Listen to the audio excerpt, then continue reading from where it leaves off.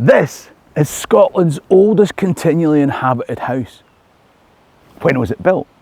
What big events in Scottish history have happened here over the years? And what amazing hidden treasures help us understand our past?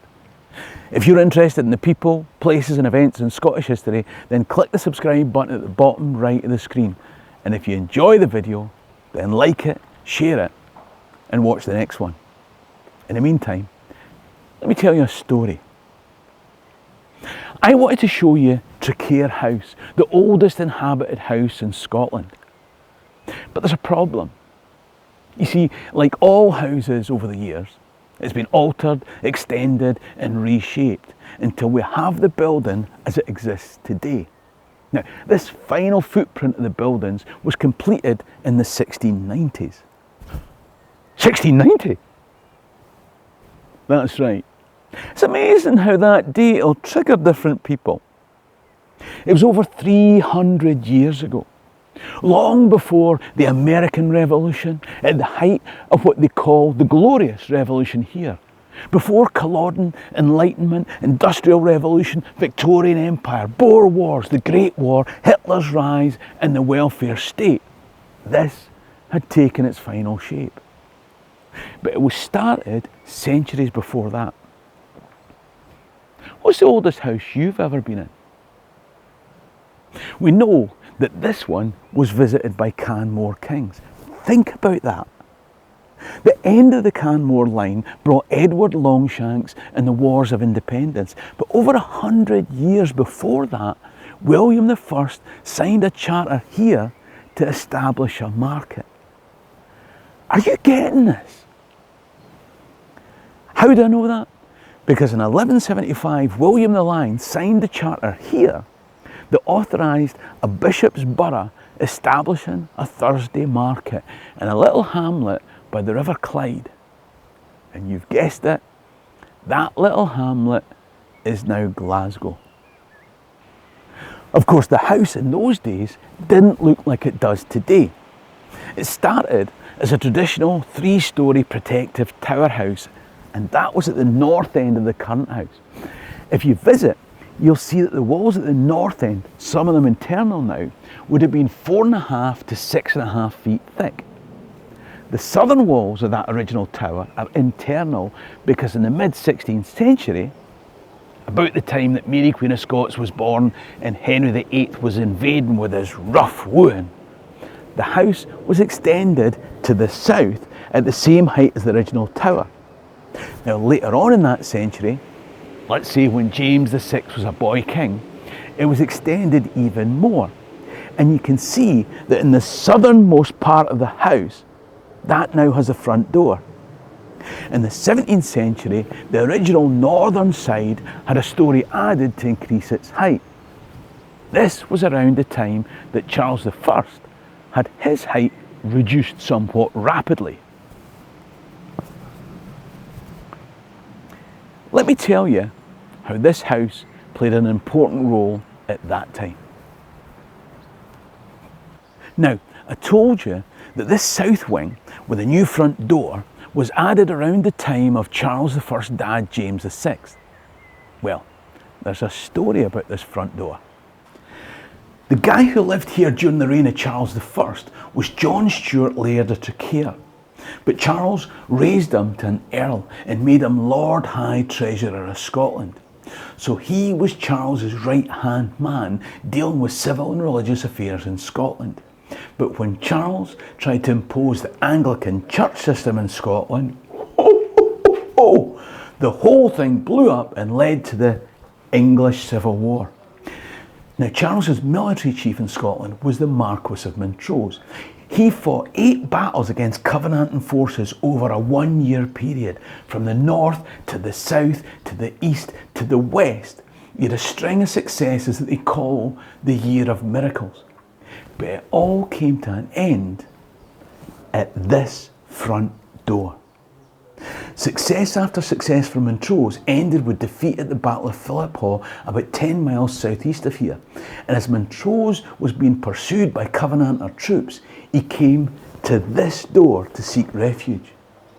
But knowing the Covenanters would burn down his house, John Stewart hid behind the couch and never opened this door. He might have saved the house, but support for the royalist cause cost him dearly later. That was the side of politics this family were on. Post-Reformation Presbyterians who converted back to Catholicism. You know the type. They were great supporters of Mary Queen of Scots during her reign, were royalists during the War of the Three Kingdoms, and Jacobites after that. A part of the house that makes this obvious is the chapel. Here's a hidden treasure that demonstrates the problems Catholicism brought. In 1688, when William of Orange invaded and James fled to France, a local religious mob took the opportunity. They burst into the house looking for Popish trinkets to cart off. This incredible document tells the tale. It's an inventory of Popish trinkets. Upon the news of the Prince of Orange landing in England, the suffering and contending party of Presbyterians in Scotland from a general meeting sent certain of their number under the command of Daniel Kerr of Kersland to the Lord Traquair's house in search of Popish trinkets. This is the inventory of some of the offending articles found.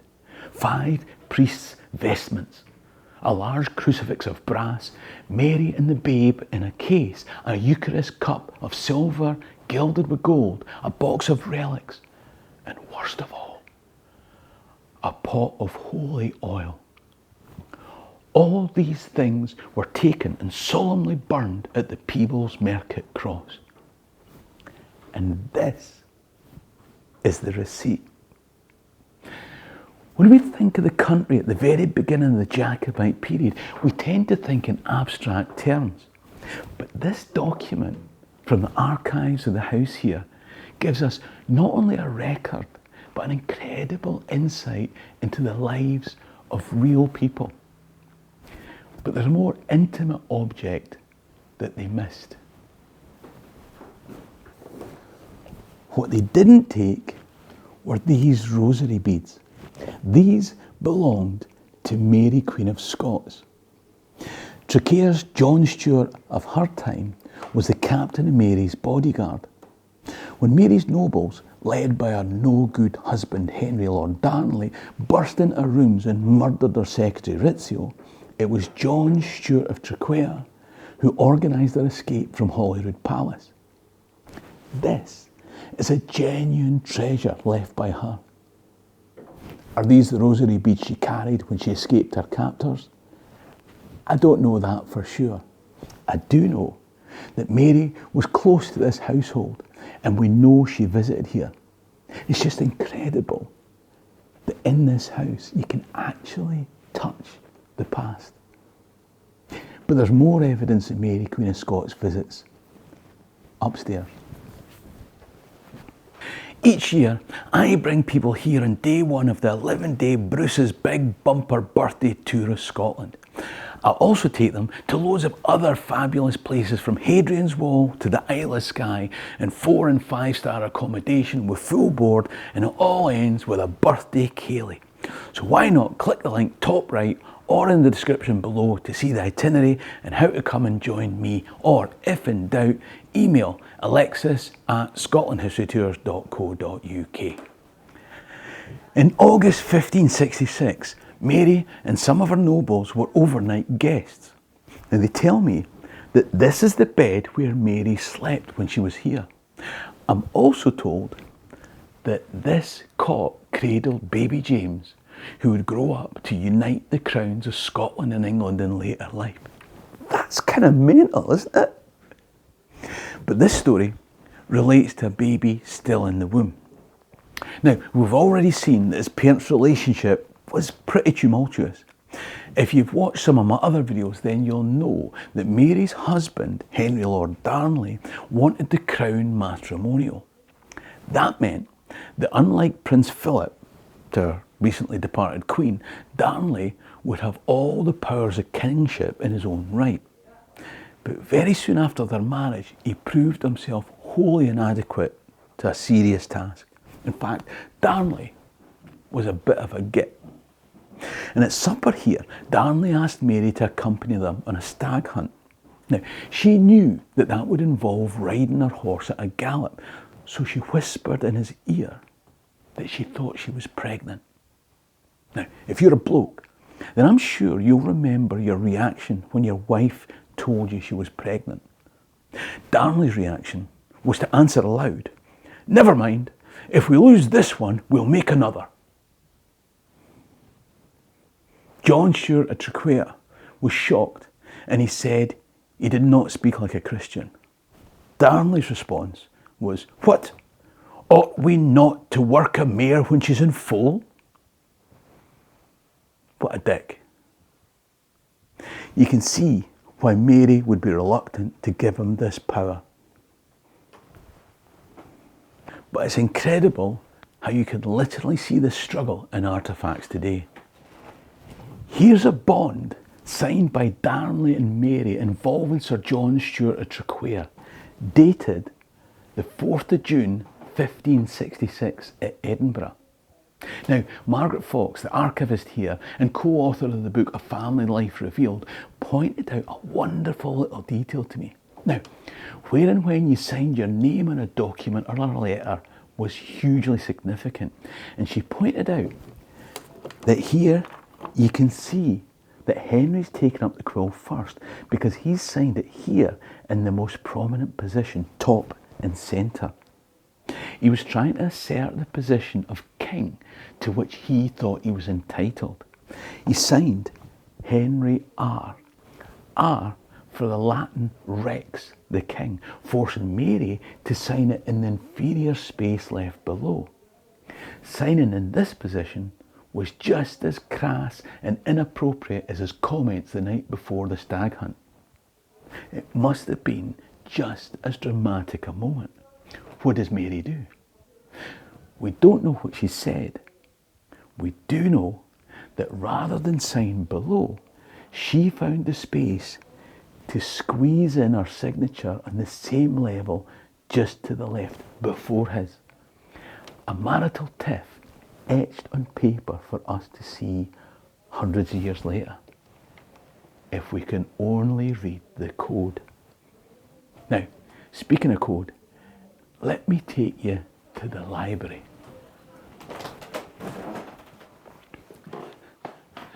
The Stuarts of Traquair were Jacabites, an underground movement, terrorists, freedom fighters. It all depends on your point of view.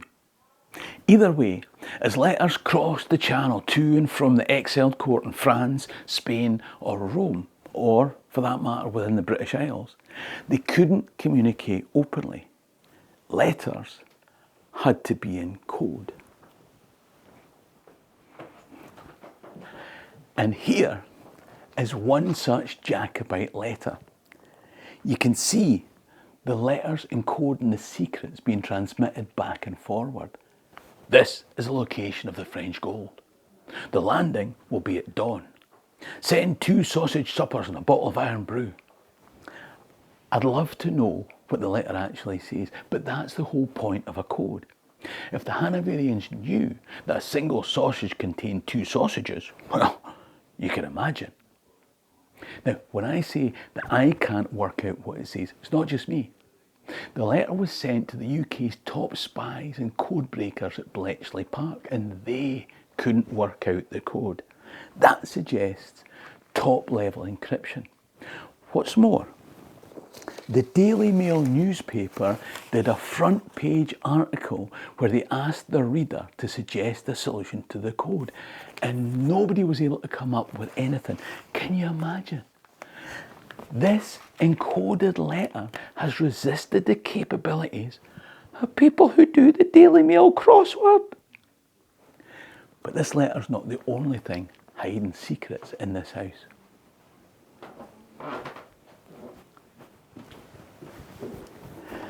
This looks like a cupboard, but in fact, it has a false back that leads to a stairway. This is a stairway that's been used as an escape route many times. First by priests when Mass was banned, then later by Jacabites when they were hunted, and most recently by a fat Afro-Celtic tour guide demonstrating the secret treasures of Traquair House.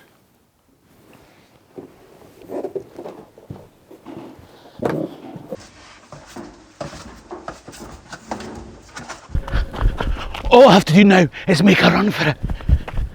Don't forget, if you'd like to come here with me to visit in September, then email alexis@scotlandhistorytours.co.uk. This is a great place to visit. Of course, I've made videos about other fantastic places to visit in Scotland, and there's one coming up on screen now. Support the channel by clicking top right to become a Patreon member, or buy me a coffee in the description below. In the meantime, Hammy and Dolchus can be Lam Ali. Cheery and Drasta.